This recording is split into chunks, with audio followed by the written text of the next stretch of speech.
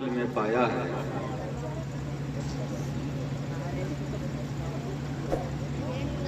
मैं इनको अच्छी तरीके से जानता हूँ। इनकी ज़ात मोहताज तारुफ नहीं। अभी नाज़िम इजलास ने जो बात कही मैं उसकी तायद करता हूँ।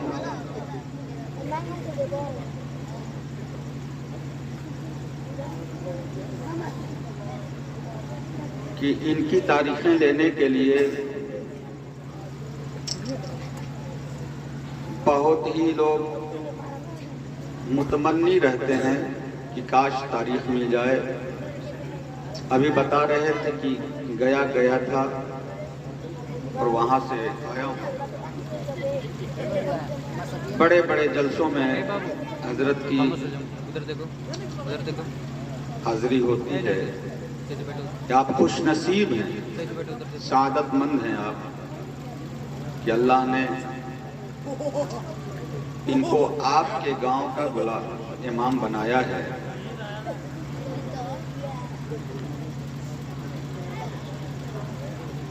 मेरे गांव नौली शरीफ में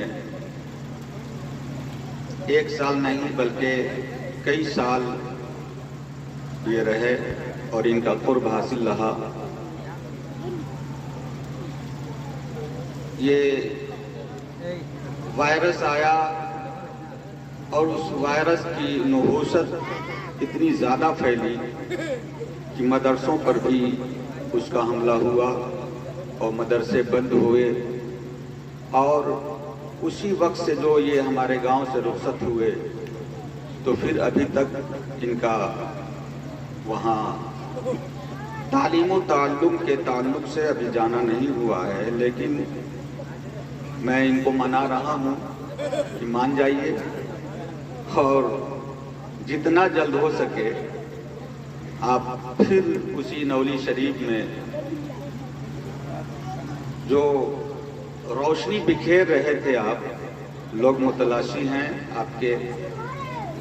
अल्लाह रब्बुल इज़्ज़त अब देखते हैं आपकी मोहब्बत में कशिश है या हमारी मोहब्बत में कशिश है। अब ये कहाँ रहते हैं, खैर ये इनके ऊपर है। और दाने दाने पे लिखा है खाने वाले का नाम। आपके दाने पर इनका नाम यहाँ अभी लिखा हुआ है, अभी फ़िलहाल हैं। खैर अल्लाह ताला इनको उम्र खिज़र अता फरमाए और इनका साया तादेर सलामत रखे।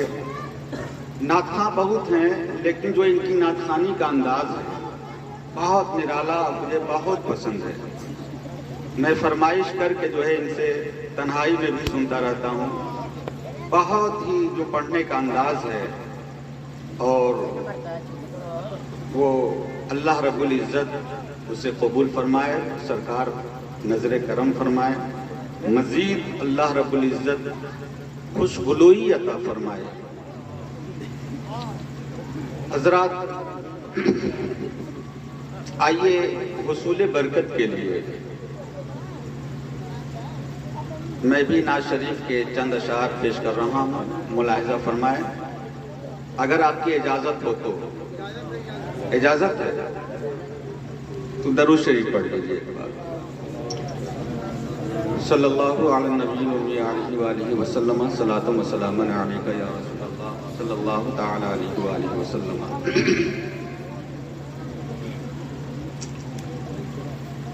हमारी इतनी खताओं पर भी, हमारी इतनी खताओं पर भी निभा रहे हैं मदीने वाले। हमारी इतनी खताओं पर भी, हमारी इतनी खताओं पर भी निभा रहे हैं मदीने वाले। हमारी इतनी, हमारी इतनी खताओं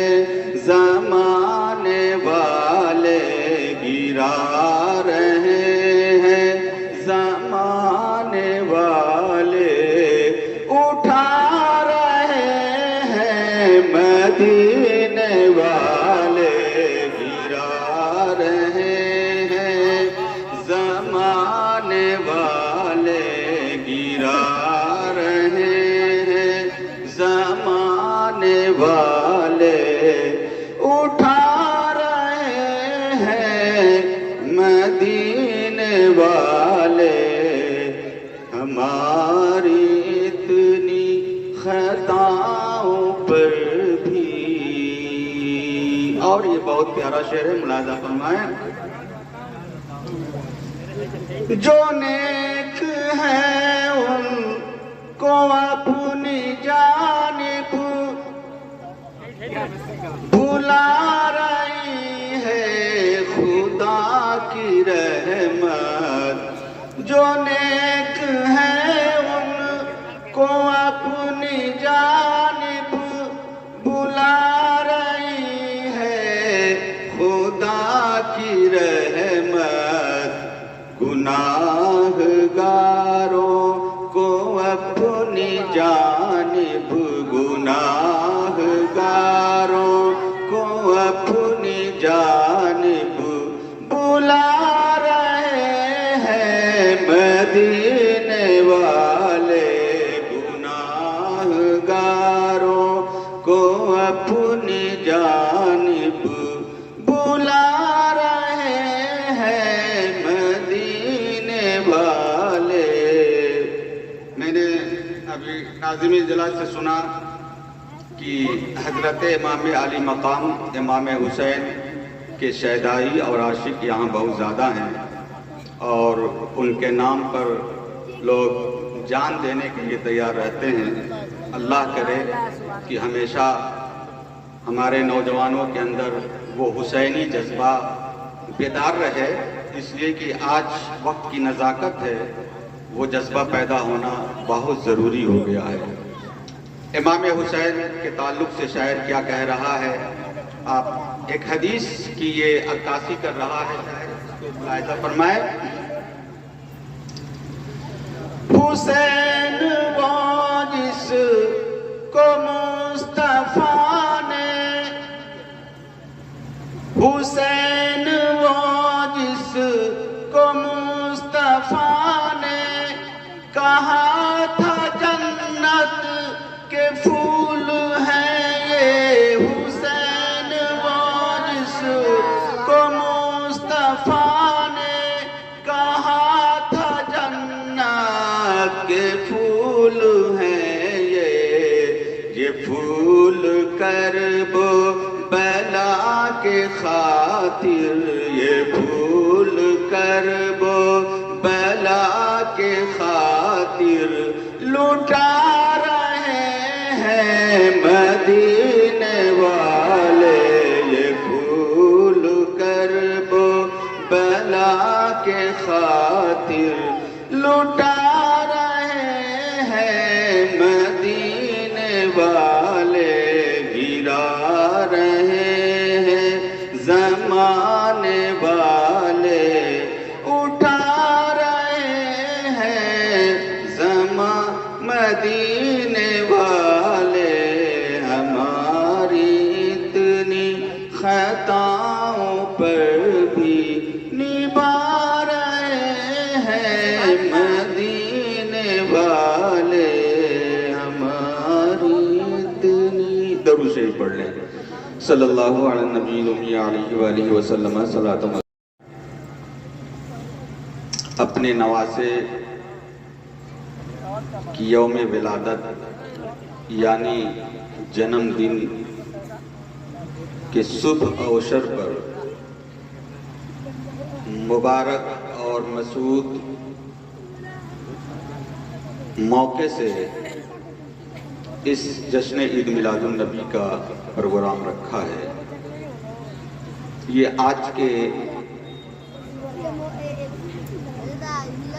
اہل زمانہ کے لیے بالخصوص اہل ایمان کے لیے یہ بہت ہی عبرت کی جا ہے، جو اتنی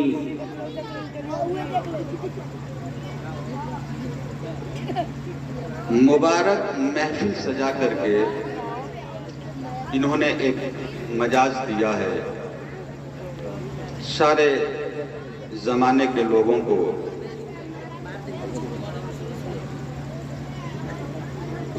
کہ تم بھی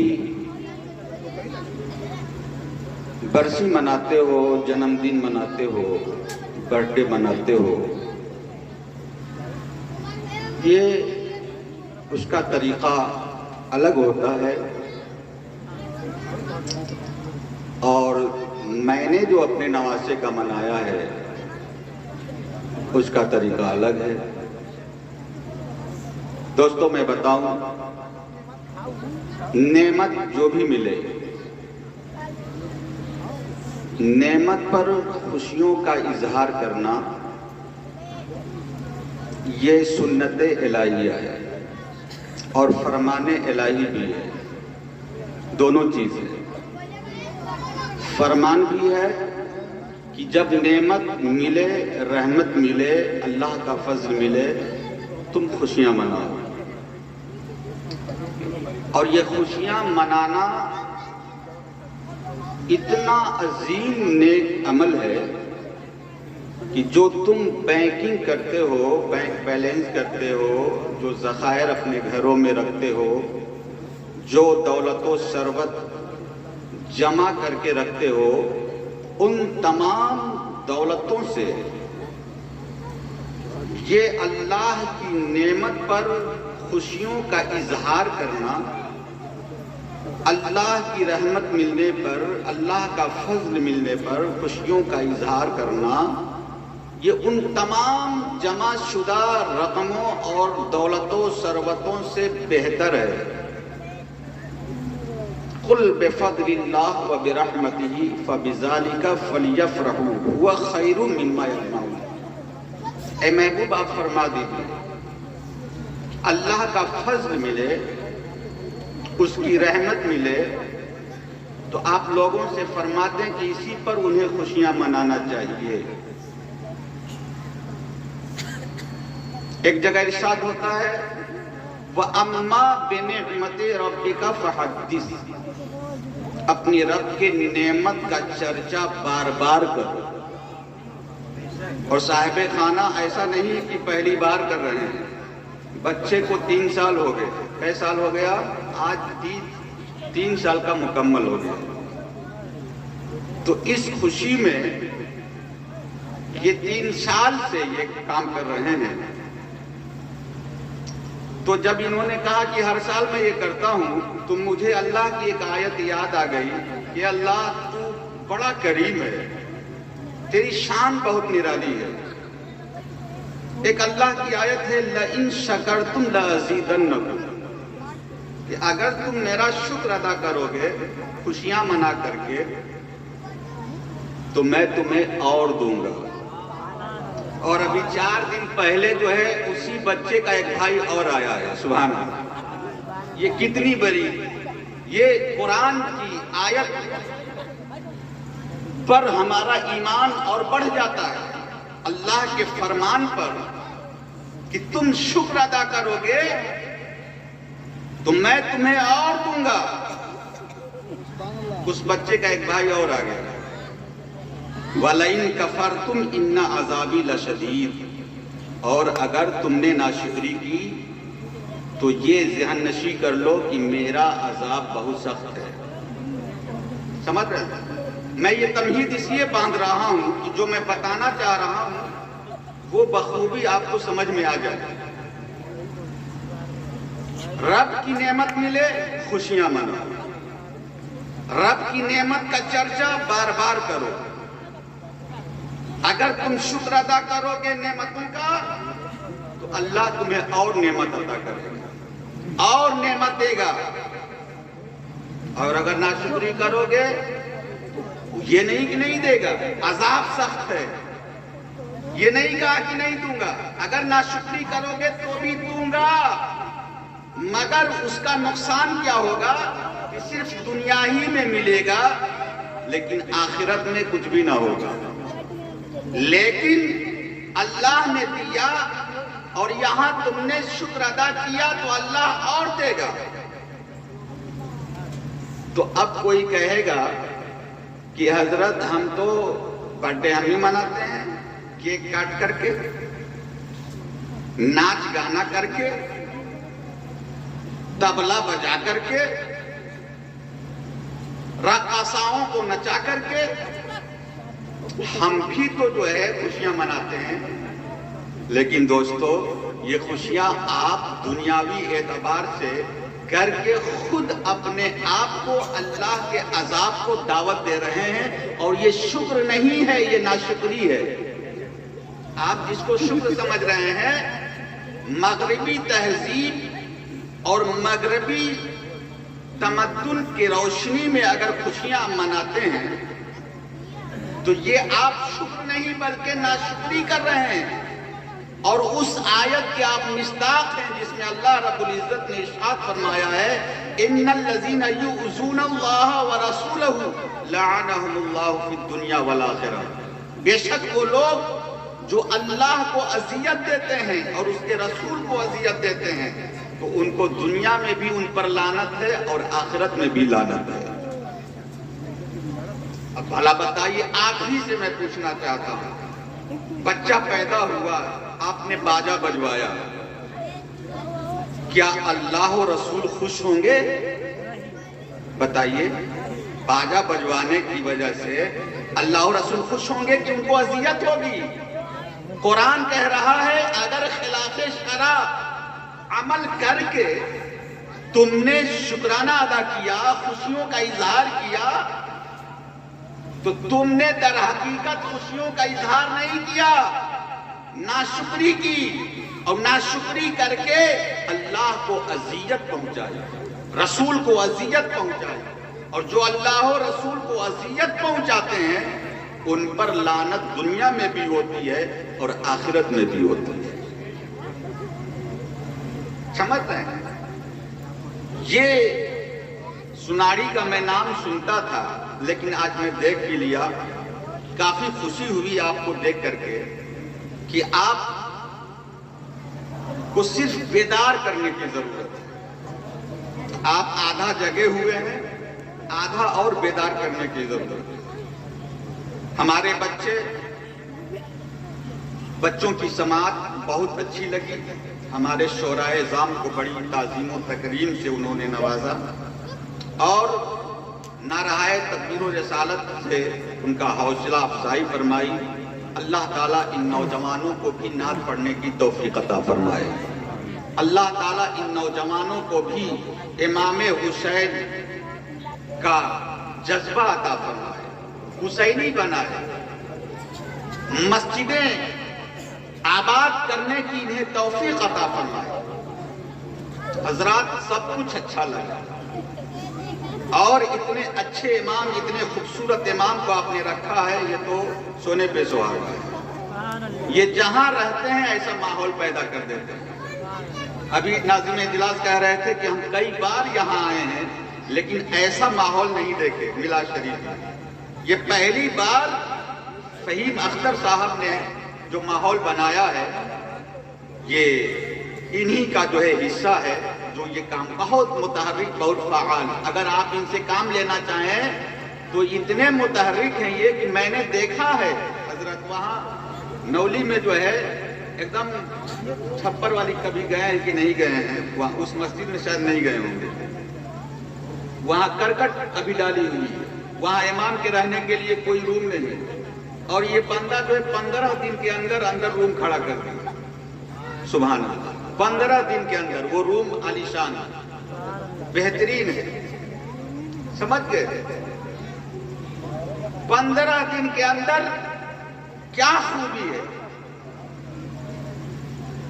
تو ماں باپ کا اثر پڑتا ہے۔ کہا جاتا ہے کہ باپے پت پراپت گھوڑا، اور نہیں تو تھوڑا تھوڑا اثر ضرور پڑتا ہے۔ تو اب جس بچے کی ولادت کی خوشی اس ڈھنگ سے آپ منا رہے ہیں، تو جب بچہ یہ بڑا ہوگا، جب اس کو پتا چلے گا کہ میرے نانا جان ہر سال میرے برسی کے موقع سے، جنم دن کے موقع سے محفل میلاد شریف منعقد کیا کرتے تھے، تو بھلا بتائیے کل جا کر کے اللہ نے اگر اس کو بیٹا دیا تو کیا یہ نہیں منائے گا؟ اثر پڑے گا کہ جب میری منائی گئی ہے خوشی میلاد شریف کے روشنی میں، تو ہم بھی کیوں نہ اپنے غریب خانے پر میلاد شریف کی محفل سجائیں؟ سمجھ رہے ہیں؟ تو آج ہم کو جب یہاں سے اٹھنا ہے تو یہ سبق لے کر کے اٹھنا ہے کہ ہم بھی اگر ہم کو بھی اللہ نے نعمت تازہ عطا کیا، فرزند عطا کیا یا دختر عطا کی، تو ہم بھی ایسے ہی اس کے جنم دن پر، یوم ولادت پر ایسی ہی خوشی منائیں گے، کہیے انشاءاللہ۔ اور اگر سچے دل سے اگر آپ نے نیت کر لیا تو اگرچہ آپ کے پاس اتنی طاقت نہیں ہے، لیکن نیت کرنے کی وجہ سے اللہ تعالیٰ ویسی طاقت عطا فرما دے گا۔ اللہ رب العزت کی حدیث قدسی ہے کہ انا عند ظن عبدی، میں اپنے بندے کے گمان کے پاس رہتا ہوں۔ کا مطلب میرا بندہ مجھ سے جیسا گمان رکھتا ہے میں بھی اس کے ساتھ ویسا ہی کرتا ہوں۔ اگر آپ کا گمان ہے کہ میرے ساتھ اللہ اچھا کرے گا تو اچھا ہی ہوگا، اور اگر پہلے ہی سے آپ نے یہ دل میں بیٹھا لیا ہے کہ اللہ میرے ساتھ برا کرے گا تو برا ہی ہوگا۔ تو اچھا آپ برابر گمان رکھیں کہ اللہ ہمارے ساتھ اچھا کرے گا، سمجھ گئے؟ تو یادوں کی اہمیت، جنم دن منانا، یوم ولادت منانا، یہ آج کی بات نہیں ہے، یہ عہد رسالت سے چلا آ رہا ہے۔ خود میرے آقا نے جنم دن منایا ہے۔ سمار کا دن جب بھی آتا تو سرکار روزہ سے رہا کرتے تھے۔ ایک بار صحابہ اعظام نے پوچھ لیا کہ یا رسول اللہ، آپ رمضان کا مہینہ نہیں ہے، کوئی فرض روزہ نہیں ہے، آپ جب بھی دیکھتے ہیں سمار کا دن آتا ہے تو آپ روزہ رکھ لیتے ہیں، آخر کیا بات ہے؟ تو میرے آقا ارشاد فرماتے ہیں یوم ولدت فیہ، آج ہی کے دن میں پیدا ہوا تھا، سبحان اللہ، اسی کی یاد منا رہا ہوں، اسی کی خوشی منا رہا ہوں، روزہ رکھ کر کے، عبادت کر کے۔ پتا چلا کہ خوشیاں منانے کا بہترین طریقہ عبادت کرنا ہے، اور فقہا فرماتے ہیں میلاد قائم کرنا بھی عبادت ہے۔ اس میں نعت خوانی ہوتی ہے، درود خوانی ہوتی ہے، اور اللہ کے نیک بندوں کا تذکرہ ہوتا ہے۔ اس سے بڑی عبادت بھلا کیا ہو سکتی ہے؟ اس میں نماز کا طریقہ بتایا جاتا ہے، روزہ، حج و زکوٰۃ کا طریقہ بتایا جاتا ہے، سمجھ گئے؟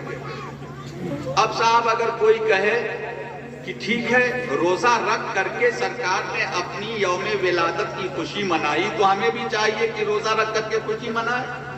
تو حضرات، یہ چونکہ کم علمی کی وجہ سے ایسا آبجیکشن آپ کر سکتے ہیں، اگر علم ہوتا تو آپ کبھی ایسا نہیں کہتے۔ دیکھیے حضرت حسان ابن ثابت کا نام سنا ہے آپ نے؟ بہت بڑے عاشق رسول، بہت بڑے شاعر اسلام، سارے شعراء کے استاذ اپنے دور میں بھی، اور اب تک کے جتنے بھی شعراء پیدا ہوئے نعت پڑھنے والے، سب کے استاذ حضرت حسان ابن ثابت، سمجھ گئے؟ وہ نعت پڑھا کرتے تھے تو سرکار کہتے کہ اے حسان، میرے بارے میں جو تو نے اشعار بنائے کچھ مجھے بھی سناؤ۔ تو حضرت حسان ابن ثابت کی خوشی کی انتہا نہ رہی کہ آج خود محبوب کہہ رہا ہے کہ جو ہے میں اپنے بارے میں سنوں، اس لیے کہ شاعر کی عادت ہوتی ہے جب شعر کوئی تیار ہو جاتا ہے تو وہ سنانے کی کوشش کرتا ہے، کوئی نہ کوئی میرا شعر سنے، اب کوئی نہیں رہتا ہے تو در و دیوار کو سنانے لگتا ہے، سمجھ گئے؟ تو اب حضرت حسان ابن ثابت سے جب یہ کہا گیا کہ مجھ کو سناؤ تو خوشی کی انتہا نہ رہی، گویا ان کی معراج ہو گئی۔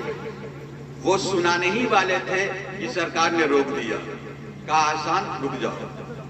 صحابہ اعظام کو کہا ممبر لاؤ، ممبر لایا، کہا کہ اس پر چادر جو ہے بچھاؤ، چادر بچھائی گئی۔ اس کے بعد کہا حضرت حسان ابن ثابت کو کہ اے حسان تم اس پہ کھڑے ہو جاؤ، سبحان اللہ، اس پہ کھڑے ہو جاؤ، اب میری نعت پڑھو، سبحان اللہ۔ آپ سوچتے ہوں گے نا کہ ہم لوگ آتے ہیں نیچے بیٹھتے ہیں، نعت پڑھنے والے لوگ اوپر کیوں بیٹھتے ہیں؟ تو یہی اس کی دلیل ہے۔ حضرت حسان ابن ثابت رضی اللہ تعالیٰ عنہ نے جب نعت سنانا شروع کی تو میرے آقا نے ان کے لیے ممبر لگایا، چادر بچھوائی، گویا یہ ممبر لگانا، چادر بچھوانا یہ خود میرے آقا کی سنت ہے، نعت پڑھوانا اور نعت سننا یہ خود میرے آقا کی سنت ہے۔ اور نعت سن کر کے حضرت حسان کو کچھ نوازا انہوں نے، اور یہ نوازنا بھی میرے آقا کی سنت ہے۔ سبحان اللہ، جو آپ دے رہے ہیں یہ کیا ہے؟ آپ سنت ادا کر رہے ہیں۔ دیکھیے آپ نے خوشیوں کا اہتمام ایسا طریقہ اپنایا کہ اس میں نہ جانے کتنی عبادتیں ہو گئی، کتنی سنتیں ادا ہو گئی۔ لیکن صاحب اب وہ لوگ جو کہتے ہیں کہ روزہ رکھ کر کے ہی خوشیوں کا اظہار کرنا چاہیے، میں ان کو بتانا چاہتا ہوں کہ حضرت حسان ابن ثابت رضی اللہ تعالیٰ عنہ چاہتے تو یوں ہی نعت سنا دیتے، لیکن میرے آقا نے روکا، رکو، اہتمام کیا، اہتمام کر کے یہ ذہن دے دیا کہ جب خوشیاں منانا ہو، جب اللہ والوں کا تذکرہ کرنا ہو تو اہتمام کرو۔ یہ اہتمام میں اب سب کچھ آ گیا، یہ لائٹنگ آ گئی، یہ غبارے آ گئے، یہ شامیانے آ گئے، یہ اسٹیج آ گیا، یہ مائک آ گئی، یہ سب کچھ سارا اہتمام میں، اہتمام اتنا وسیع لفظ ہے، اس میں سب کچھ آ گیا، سبحان اللہ۔ تو گویا خوشیاں منانے کے لیے اہتمام چاہیے۔ تو میرے آقا نے روزہ رکھ کر کے یہ بتا دیا کہ اس دن خوشیاں منانی چاہیے، اللہ کا شکر ادا کرنا چاہیے۔ اب شکر کے بہت سارے طریقے ہیں، یہ ضروری نہیں کہ تم روزہ رکھو گے تبھی شکرانہ ادا ہوگا، اور میلاد کرو گے تو شکرانہ ادا نہیں ہوگا۔ جیسے بھی ہو، جو بھی نیک کام ہو تم کرو، خوشیوں کا اظہار ہو جائے گا۔ غریبوں کو کھلا دو، مسکینوں کو کھلا دو، امام کو خوش کر دو، تم طلبہ جو علم دین حاصل کرتے ہیں ان کے لیے خوشی کا سامان مہیا کر دو، تو پھر یہ بھی خوشیاں منانا ہو گیا۔ ضروری نہیں کہ روزہ ہی رکھ کر کے جو ہے خوشیاں منائیں، خوشیاں منانا ہے، یادگار کو قائم کرنا ہے، مٹانا نہیں ہے۔ ایک صحابی ہیں حضرت ابو درداء، ان کے بچے چند بچوں کے ساتھ جو ہے، بچوں کی عادت ہوتی ہے نا، جیسے مؤذن اللہ اکبر کی صدا وغیرہ لگاتا ہے تو بچے بھی جو ہے اللہ اکبر کی صدائیں لگا رہے تھے، گلیوں میں کود رہے تھے۔ میرے آقا کا گزر ہوا، اسی میں حضرت ابو درداء کے بیٹے بھی پیش تھے، ان کو بلایا اور ان کے سر کے اگلے حصے پر اپنا دست نبوت کو رکھ دیا، پیار محبت سے، شفقت سے، اور جو ہے ان کو پیار کیا، محبت کیا اور ان کو شاباشی دی۔ جب وہ گھر گئے تو انہوں نے کہا کہ اے والدہ، اے میری ماں، آج میرے آقا نے حضور محمد رسول اللہ صلی اللہ تعالیٰ علیہ وآلہ وسلم نے آج ہم کو شاباشی دی، پیار کیا جب ہم لوگ اذان پڑھ رہے تھے۔ تو ماں نے کیا کہا؟ ماں نے کہا بیٹے کدھر ہاتھ رکھا تھا میرے آقا نے؟ تیرے سر پر کس جانب، پیچھے، دائیں، بائیں، کدھر ہاتھ رکھا تھا؟ کہا کہ میری ماں اگلے حصے پر انہوں نے دست نبوت کو رکھا تھا۔ تو کہا اے میرے بیٹے یاد رکھنا، سب کچھ بھول جانا لیکن اس کو مت بھولنا، سارا سر کا بال جو ہے تم ترشوا دینا، نکلوا دینا، وہ ٹھیک ہے، منظور ہے، لیکن خبردار جن بالوں پر میرے آقا کے دست نبوت پڑ گئے ہیں ان کو ہرگز تم مت ترشوانا، ان کو تم مت ہٹوانا، اس لیے کہ یہ جو ہے وہ بال ہیں جن سے مصیبتوں میں برکت حاصل کی جائے گی، مصیبتوں میں ان سے جو ہے نصرت حاصل کی جائے گی، ان سے مدد حاصل کی جائے گی، اور اس بالوں کو دھو کر کے جو پیے گا انشاءاللہ العزیز اس کی بیماری دور ہو جایا کرے۔ سبحان اللہ. وہ کیسے صحابیات تھی, کیسے صحابہ تھے جو میرے آقا کی ایک ایک ادا کو قائم رکھتے تھے. کہا کہ زندگی بھر کبھی, اور حضرت ابو دردہ کے جو وہ بچے تھے وہ بڑے ہو گئے, بوڑھے ہو گئے, مگر وہ بال ویسی کی ویسی کبھی نہ کٹوایا نہ اس کو چھلوایا. سمجھ گئے؟ آپ نے ایک بزرگ کا, ہندوستان میں ایک بزرگ ہیں, ان کا نام سنا ہوگا, حضرت بندہ نواز گیسو دراز. سنا ہے آپ نے؟ یہ مرید ہیں حضرت نصیر الدین چراغ دہلوی, حضرت خواجہ نصیر الدین چراغ دہلوی رحمت اللہ تعالی علیہ. آپ دہلی میں تشریف رکھتے ہیں, آپ کا مزار اقدس دہلی میں ہے پیر کا, اور مرید کا مزار کہاں ہے؟ دکن شریف میں, دکن میں گلبرگہ شریف. سنا ہے آپ نے؟ گلبرگہ شریف دچھن میں پڑتا ہے, وہاں پر ہے. آپ کو گیسو دراز کیوں کہا؟ گیسو مانے بال, دراز مانے لمبا, لمبے بال والے, بہت لمبے بال تھے, پیر تک جو ہے چلے آتے تھے. کچھ بال سر کے, سب نہیں, کچھ بال ایسے تھے جو بہت بڑے تھے. جانتے ہیں گیسو دراز یہ بال لمبے کیوں ہو گئے؟ ایک بار آپ کے پیر و مرشد گھوڑے پر سوار ہو کر کے گزر رہے تھے, اور ایسی جگہ سے گزر رہے تھے جہاں آپ کے مرید حضرت بندہ نواز گیسو دراز رحمت اللہ تعالی علیہ بیٹھے ہوئے تھے. جب انہوں نے دیکھا کہ میرے پیر و مرشد حضرت خواجہ نصیر الدین دہلوی رحمت اللہ علیہ گزر رہے ہیں, تو آپ اٹھے اور آپ نے زانوے مبارک کو بوسہ دیا. کس کو بوسہ دیا؟ زانوے مبارک کو بوسہ دیا. تو اب آپ کے پیر و مرشد خوش ہوئے, کہا کہ بیٹا اور جھک کر کے, تھوڑا اور جھک کر کے. تو انہوں نے جو ہے تلوے کو بوسہ دیا. سمجھ گئے؟ تو کہا بیٹا اور جھک کر کے. آج کا مرید ہوتا تو کہتا کہ پیر صاحب یہ کیا کر رہے ہیں, فوراً جو ہے سوال کر دیتا.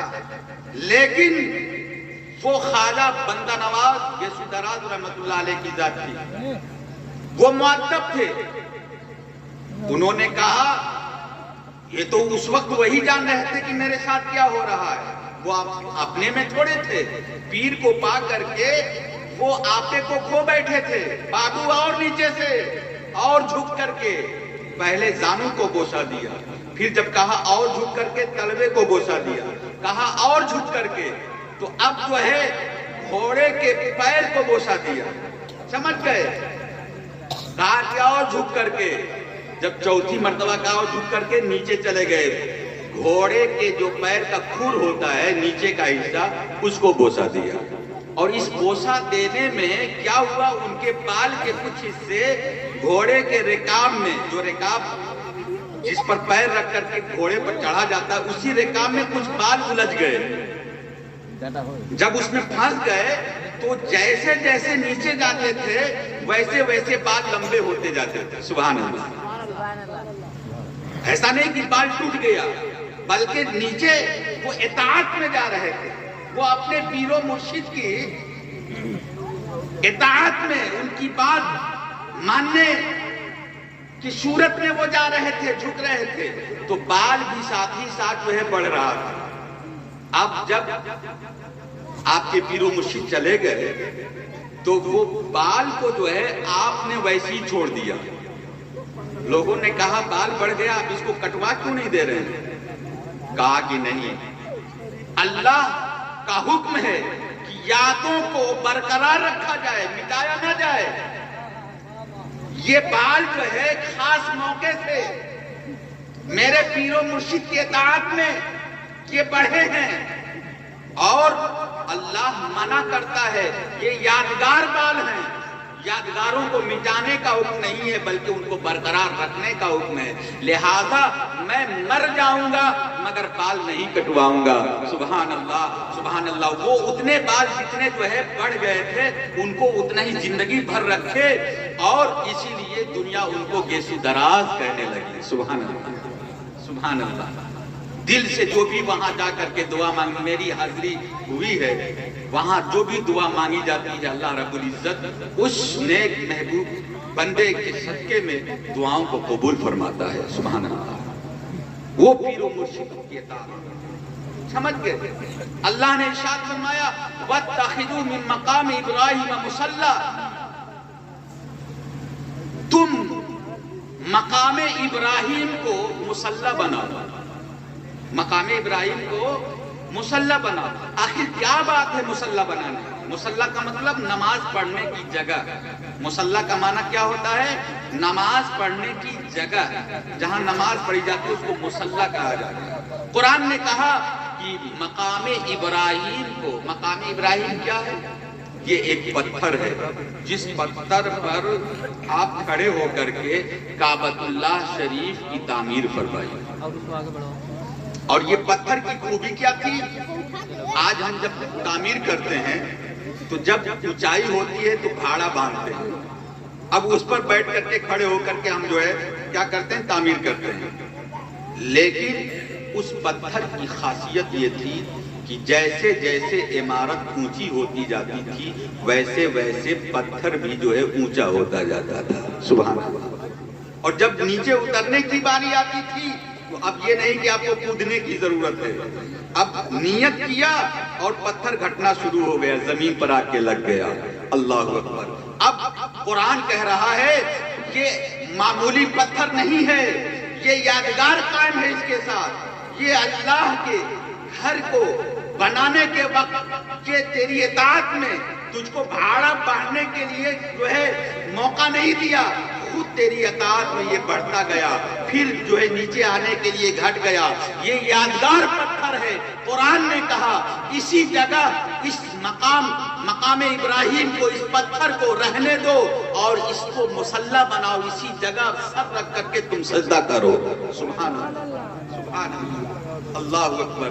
آج بھی وہ پتھر جو ہے کعبہ شریف کے سامنے اس گناہگار کی حاضری وہاں ہوئی ہے. اب جو ہے اس پتھر کو ایک شیشے میں جو ہے پیک کر دیا گیا ہے. اب کوئی سجدہ نہیں کر پاتا ہے وہاں پر، لیکن ارد گرد بھی اگر آپ کریں گے تو گویا آپ وہیں سجدہ کر رہے ہیں. اللہ اکبر. یہ حج کیا ہے؟ یہ قربانی کیا ہے؟ یہ طواف کیا ہے؟ یہ صفا مروہ کیا ہے؟ یہ یاد ہے، یادگار ہے اور یادوں کو منایا جاتا ہے. یہ 5 وقت کی نماز آپ کیا سمجھتے ہیں؟ کیا ہے؟ یہ یادگار ہے. فجر کسی نبی کی یادگار ہے، ظہر کسی اور کی یادگار ہے، عصر کسی اور نبی کی یادگار ہے، مغرب کسی اور کی یادگار ہے، عشاء کسی اور کی یادگار ہے. اب جیسے جیسے انہوں نے پڑھا ہے ویسے ہی آپ کو پڑھنی ہوگی. اگر آپ نے فجر کی 2 رکعت کو آپ 4 رکعت سمجھ کر کے پڑھا اور یہ جان کر کے پڑھا کہ 4 رکعت پڑھیں گے تو زیادہ ثواب ملیں گے، ارے صاحب ثواب کہاں سے ملے گا؟ الٹے عذاب کے مستحق ہو جائیں گے. کیوں؟ اس لیے کہ یادگار کے خلاف آپ نے کر دیا. یادگار یہ ہے کہ میرے نبی نے 2 ہی رکعت پڑھی تھی لہذا تم 2 ہی رکعت پڑھو، اسی میں تمہاری بھلائی. ظہر میں 4 پڑھا تو 4 پڑھو.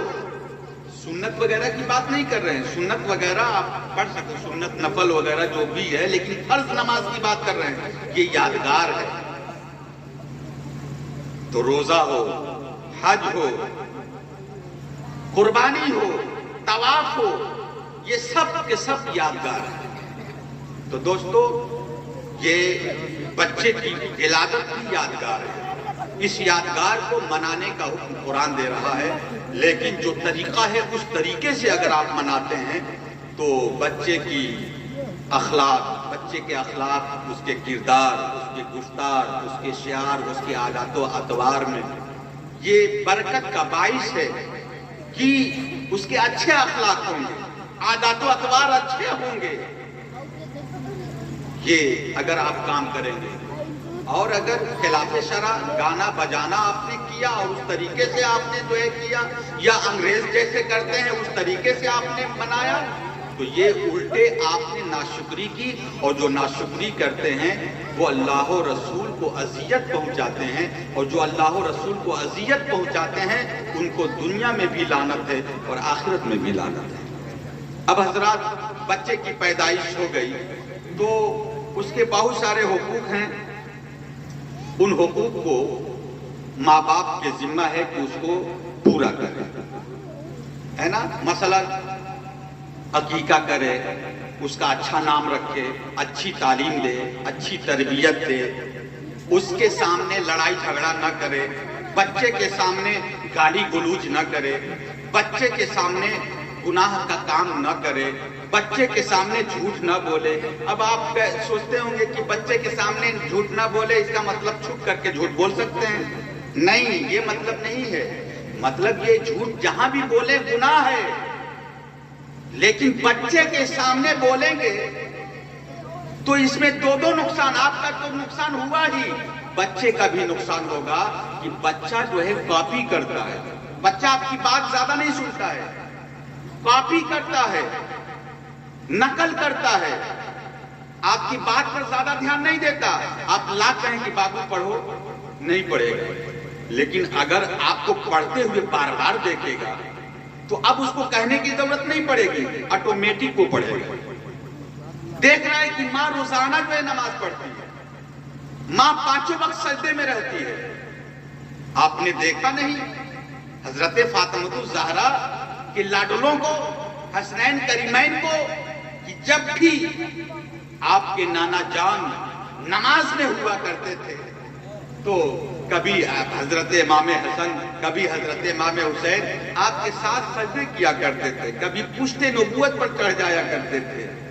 تو یہ آپ نے دیکھا، یہ اتنا نقش کر گیا، جب دیکھتے ماں نماز پڑھ رہی ہے، جب دیکھتے والد مولا علی نماز پڑھ رہے ہیں، جب دیکھتے نانا جان نماز پڑھ رہے ہیں، جب دیکھتے بھائی نماز پڑھ رہے ہیں، جب دیکھتے زینب میری بہن نماز پڑھ رہی ہے، اور یہ نماز کا نقشہ اس قدر جو ہے جاگزی ہو گیا، ان کے دل نشی ہو گیا، ان کے ذہن میں ذہن نشی ہو گیا، ذہن و دماغ میں اس طریقے سے رچ بس گیا کہ مصیبت، اتنی بڑی مصیبت کرب و بلا کے میدان میں آئی، اتنی بڑی مصیبت، سارا خاندان لٹ رہا ہے، علی اکبر کی جوانی لٹ رہی ہے، علی اصغر کی معصومیت لٹ رہی ہے، حضرت بڑے بڑے آپ کے جو محبین ہیں، جو آپ کے ساتھی ہیں، آپ پر جانثاری سے پیش آنے والے جو آپ کے ساتھی ہیں، سب یکے بعد دیگرے جو ہے جام شہادت نوش کرتے چلے جا رہے ہیں،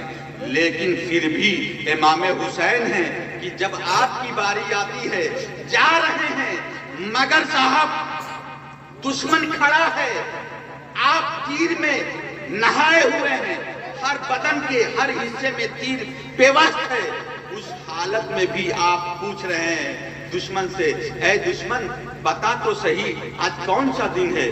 جمعہ کا دن ہے، کون سا وقت ہے؟ یہ ظہر کا وقت ہے۔ کہا تو کتنا بدبخت ہے، تو میرے نانا جان کا کلمہ پڑھنے والا ہے، ساری امت نماز پڑھ رہی ہوگی، اور تو میرے نانا اسی اپنے آقا اپنے نبی کے نواسے کے سینے پر چڑھ کر اس کو ذبح کرنے کے لیے تیار ہے، ذرا ہٹ تو جاؤ، میں اپنے رب کی عبادت کر لوں، اپنے رب کا شکر ادا کر لوں۔ اللہ اکبر۔ اس آج کوئی غم ہو جاتا ہے، آج چھوٹی سی چھوٹی میت ہو جاتی ہے، بڑا سے بڑا نمازی ہوتا ہے نماز چھوڑ دیتا ہے، بڑا سا بڑا حاجی ہوتا ہے وہ اپنی نیکی کو بھول جاتا ہے، اور اس غم میں جو ہے بھول جاتا ہے کہ ہم نیکی کرنے والے بھی ہیں، نماز پڑھنے والے بھی ہیں، لیکن قربان جائیے امام علی مقام پر کہ آپ اس مصیبت کے عالم میں بھی آپ دشمن سے مہلت لے رہے ہیں، تم مجھ کو ذبح کرنا، قتل کرنا، لیکن ابھی 2 رکعت نماز تو پڑھ لینے دو۔ وہ دشمن کے بعد دل میں کیا آئی؟ اس نے جو ہے سوچا چلو یہ تو اچھا موقع مل گیا، جب یہ سجدے میں جائیں گے تو میرا کام آسان ہو جائے گا، ان کی گردن کو جدا کر دوں گا۔ اللہ اکبر۔ جیسے ہی میرے امام سید الشہداء امام علی مقام رضی اللہ تعالیٰ عنہ جیسے ہی نماز کے سجدے میں جاتے ہیں، دشمن نے جو ہے سر قلم کر دیا، انا للہ و انا الیہ راجعون۔ دوستو جاتے جاتے امام حسین نے یہ ہم کو سبق دے دیا کہ لوگوں چاہے جتنی بڑی مصیبت آ جائے، مگر جب نماز کا وقت آ جائے تو مصیبت کو ایک طرف کر دینا اور اللہ کی عبادت میں آ کر حاضری دے دینا، یہی ایک مومن اور مسلمان کی شان ہے۔ اللہ اکبر۔ آج ہماری مسجدیں جو ہے مسجدیں گاؤں میں ہیں لیکن آج ویران ہیں، اس کو آباد کرنے کی ضرورت ہے دوستو۔ جب سے ہم نے مسجدوں کو ویران کر دیا، ہمارے گھر بھی آج ویران ہوتے نظر آ رہے ہیں۔ آپ نے سنا نہیں ابھی شام میں اور ترکی میں